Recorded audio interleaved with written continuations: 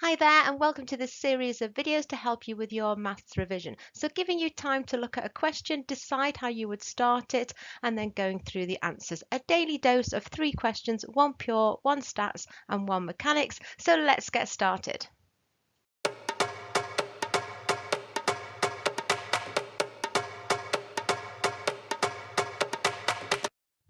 Each video will show you a question, give you some tips by focusing on the keywords and drawing out how to approach that question, and then giving the answers. So here's today's pure question.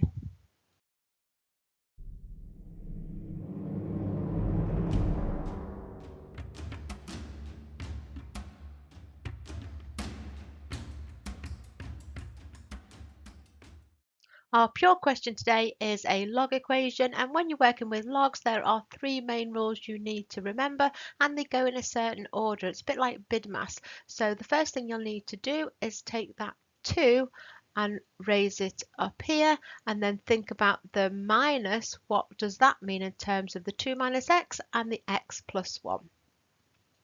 So let's have a little reminder of the 3 log laws that you need to use. Now, when you're writing logs, the answer to a log is always the power. So for example, if I had 4 cubed, we know that that is 64. That should be more familiar.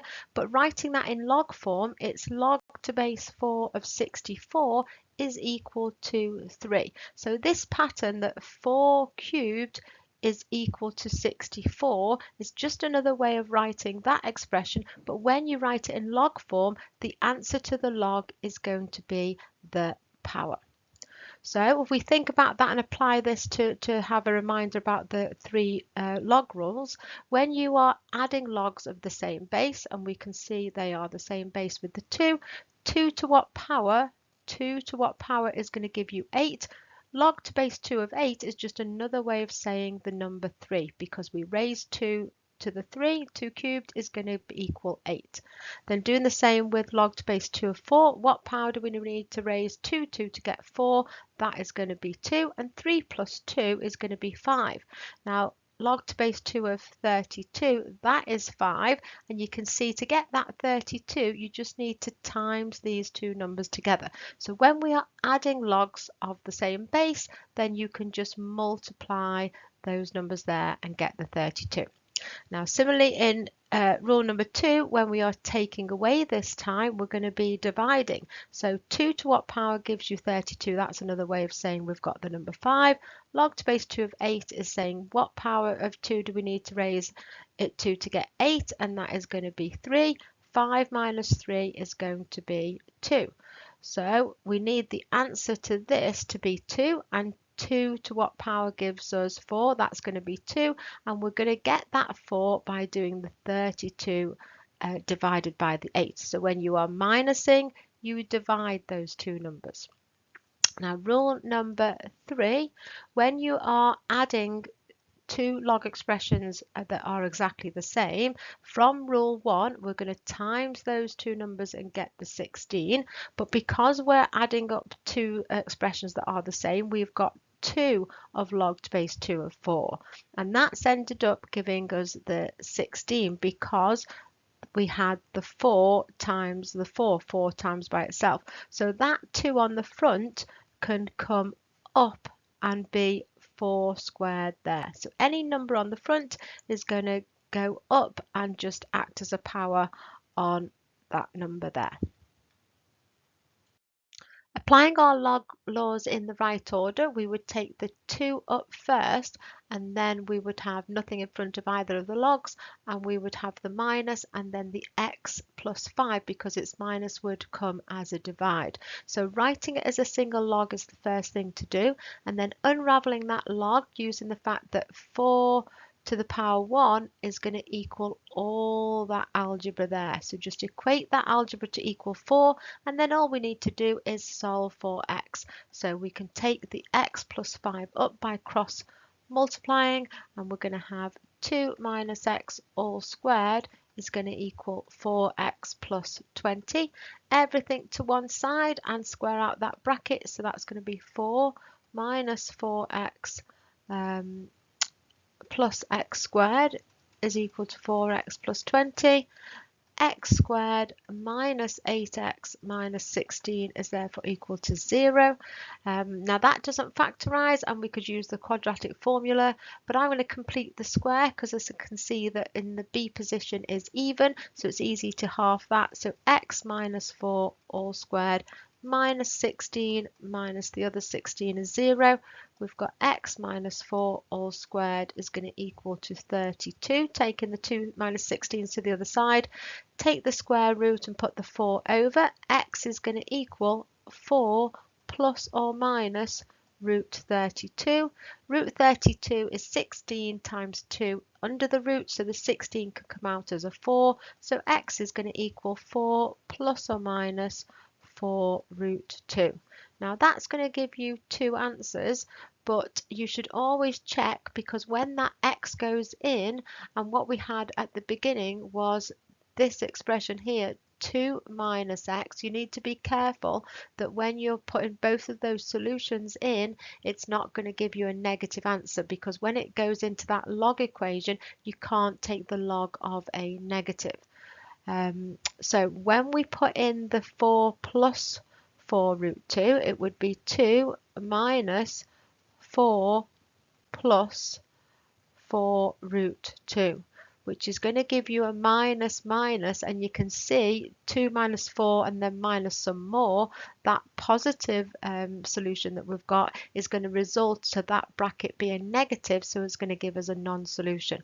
But when we put the 2 minus the 4 minus 4 root 2, we're going to also have a minus 4, but that minus and minus will give us a plus, which will send the whole expression positive again.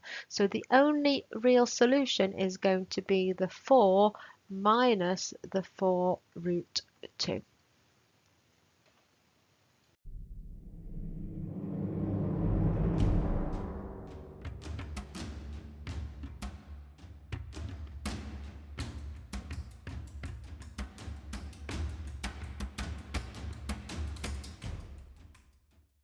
Our statistics question today is about probability, and we're told that B and C are mutually exclusive. So B happening will exclude C and vice versa. So that means that in the intercept of B and C, it's going to be 0. Well, we've already got the 0 in the middle, so that statement there, B and C are mutually exclusive, is telling me straight away that X is also 0. So we've found one of the variables without doing anything. If A and C are independent, then when we multiply the probability of A times the probability of C, that equals the intercept. And I can see that the intercept is just going to be Z.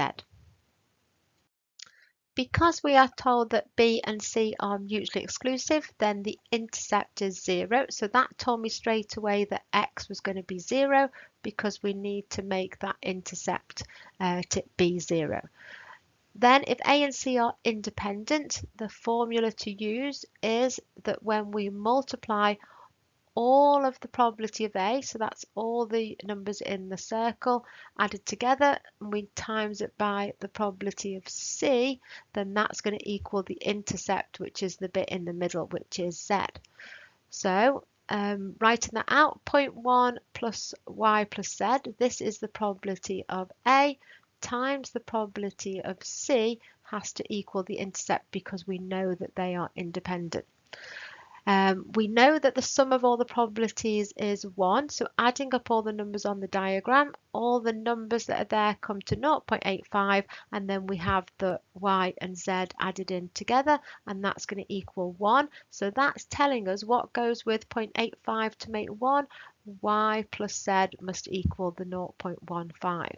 Now we've got simultaneous equations because we've got two unknowns and we've got two equations, but because we've got this times in the middle, it's a bit more tricky than just setting up your usual simultaneous equations, but we can use the fact that we've got y plus z here, and we already know that y plus z together give us 0.15. So even though we don't know what individually they are, together they're in that bracket, so we can just add the 0.1 on. So the total of that bracket will be 0.25. So 0.25 times 0.39 plus z equals z. So multiplying out that bracket, we will get 0.0975 plus 0.25z is equal to z. Taking that z to the other side, 0.975 is equal to 0.75z. We've got a whole z minus a quarter of z. Just dividing through by 0.75, that will give us that z is 0.13. And now we can just go back in here that y and z have to add to 0.15, so y will have to equal 0.02.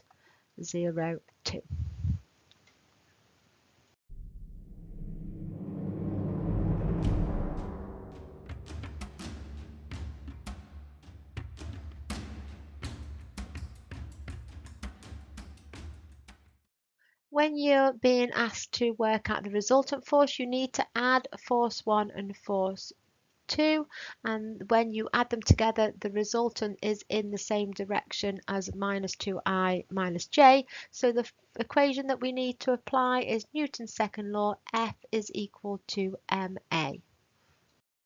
I like to work in column vectors when I'm adding vectors. We've got two forces here, so we've got the horizontal component and the vertical component, just writing them as a single column vector. Now we're told that the resultant force is in the same direction as minus 2I minus j, so writing that as a column vector. Now in order for our resultant force to go in the same direction, we must multiply it by a scalar multiple, so that will go in that direction, but we don't know how long it's going to be. And then again, equating the horizontal components and the vertical components, we've got these two equations here.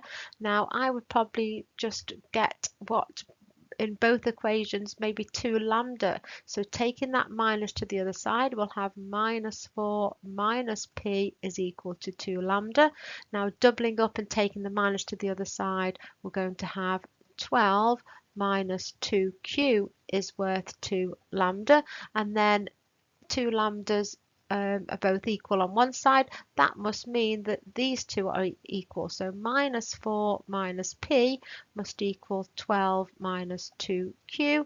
And then we want to write it with p minus 2q. So if we take that minus p to the other side, bring the 12 to this side, we're going to get minus 16 is equal to p minus 2q. So A, the constant that we're trying to find, is minus 16. So when you got to this stage, there was various things you could have done. I just saw that it was easier to just get what 2 lambda is worth and equating the two other sides. Thank you so much for watching. Hopefully this has helped you with your revision.